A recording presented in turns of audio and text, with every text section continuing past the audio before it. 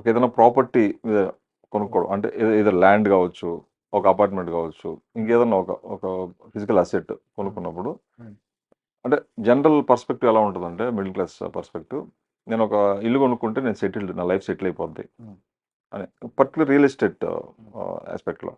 ఈ ఒపీనియన్ రావడానికి ఈ real estate over hype reason అనుకోవచ్చు.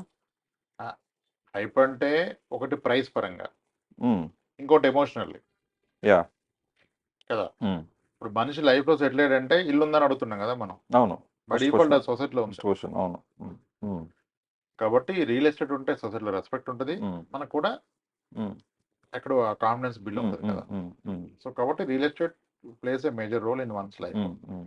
కానీ యాజ్ అన్ ఇన్వెస్ట్మెంట్ కూడా దాన్నే తీసుకొని మ్మ్. కంప్లీట్ నీ దగ్గర ఉన్నదంతా అక్కడ ఇన్వెస్ట్ చేస్తే ప్రాబ్లం అవుతుంది. అండ్ దట్టు దాంట్లో కూడా మళ్ళీ investing on apartment and land, అది మళ్ళీ వేరే డిఫరెంట్ ఇది మళ్ళీ. అంటే నేను చెప్తే కోపం వస్తుంది కానీ వాళ్ళకి, నేను ఏమంటానంటే 5 స్థలాలు ఉంటే దొడ్డి నిండా దున్నపోతులు కట్టుకున్నట్టే. 5 దున్నపోతులు ఉంటే ఏం చేయాలి? రోజు గడ్డేయాలి, పొద్దున్నే పేడ తీయాలి, అంతకుమించి చేయగలిగింది ఏం లేదు. ఇన్కమ్ ఇచ్చేది గేదెలు అంటే, పాలు తీసుకుంటే పైసలు వస్తాయి కదా.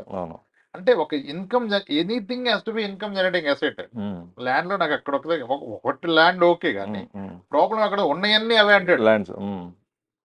ఇప్పుడు ఇండియాలో ఉన్న ప్రాక్టికల్ ఛాలెంజ్ ఏంటంటే నన్ ఆఫ్ ద ల్యాండ్ అంటే వెంచర్స్ స్టేజ్కి వెళ్ళిపోతే వైట్ ట్రాన్సాక్షన్ అవ్వదు. మరి బ్లాక్ ఎక్కడ పనికిరాదు.